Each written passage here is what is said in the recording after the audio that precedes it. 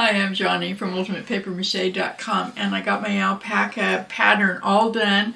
I taped all the pattern pieces together. I added some paper mache clay wool, and I added a base coat of warm white and then 2 different glazes just to bring out the shadows in the wool. I do have some videos that show you how all of that got done, and if you'd like to see them, you can find them at ultimatepapermache.com/alpaca pattern.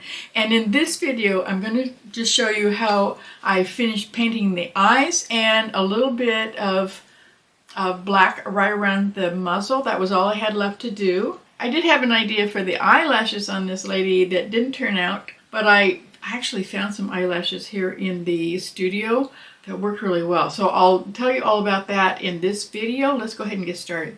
I made a mixture, just a really warm black. I put the glazing liquid in there first, added just a little bit of black, and then a little bit of burnt sienna to warm it up. The reason I'm doing that is because the top of her nose has a real light gray. I wanted some of the white to show through.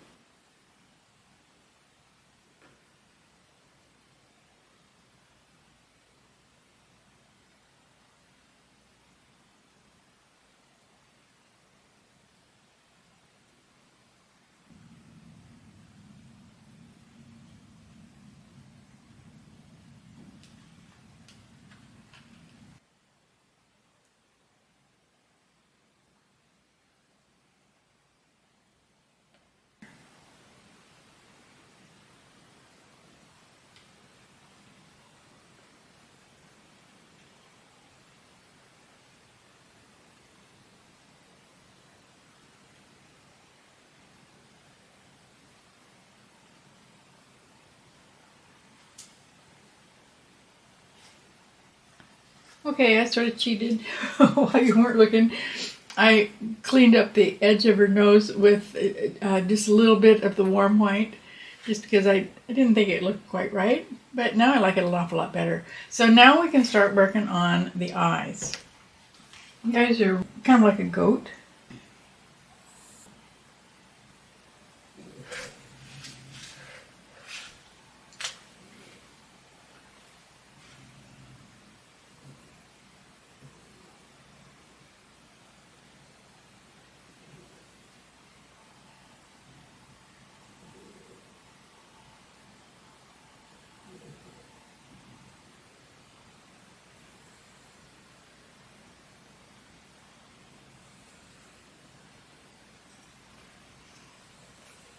This is mostly burnt sienna with a little bit of burnt umber added to it to darken it up. And I put a little bit of water in it because I want it to stay slightly transparent. Now I need a transparent black over the brown, and I've just added a little bit of the glazing liquid to it. Maybe a little bit more.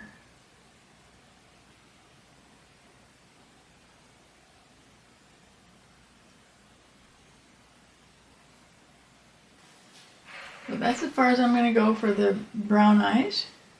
I'm going to put a reflection on there using white, which is the smallest touch of blue. Just put them right there.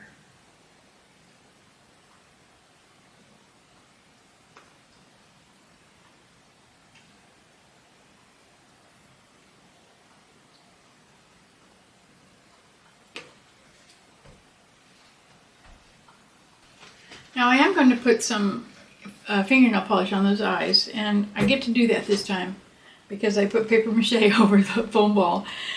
That was a big mistake that I made when I made the original sculpture. I don't know why. I always cover the foam ball, but that time I didn't. I just painted it and varnished it and then put the fingernail polish on it.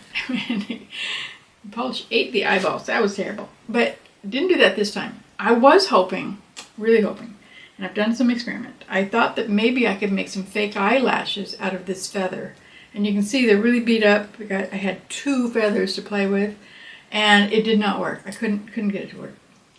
But I did rummage around, and I found some fake eyelashes that are black.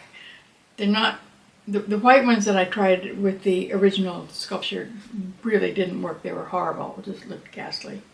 I should have known that, actually, because they they were made for Halloween, so I should have known that they weren't going to look right. But and they only cost $5.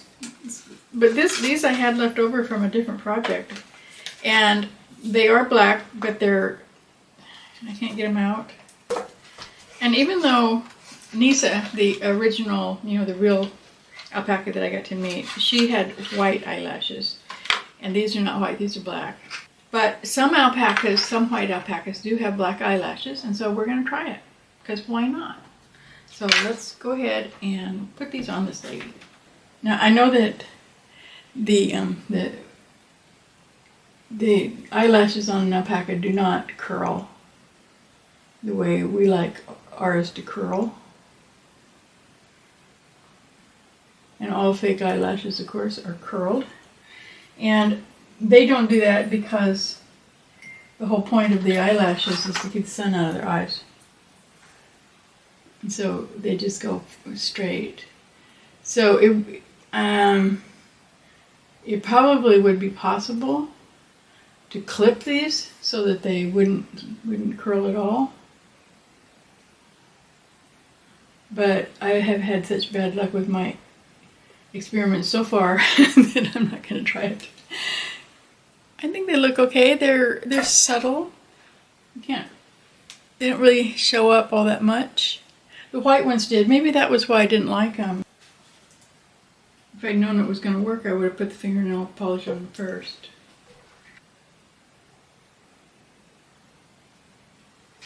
Now she's done.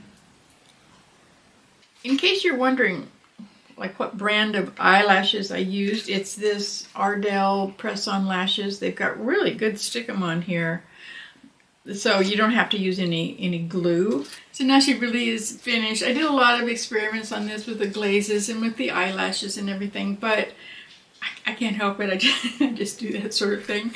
But you don't have to. And I just really like the way she came out. I actually like this one better than the original sculpture that she was based on, just because I had a chance to do some changes with the curve of her neck, and I definitely like those eyelashes better. Now I'm wondering why I didn't just go ahead and use black eyelashes to start with, because they really do look nice. And I don't think they were terribly expensive. But she's finished. If you would like to make an alpaca using my pattern and you're not already on this page, you can find it at ultimatepapermache.com/alpaca pattern. There is a small charge for it. There are videos on that page also that show you how all the pieces go together and how I made the wool with paper mache clay. So if you do make one, be sure to come back to my website and show it off on the Daily Sculptures page, because I would really love to see it. But whether you make an alpaca or anything else, be sure to come back and show it off, and come visit me, ultimatepapermache.com. I'll see you there.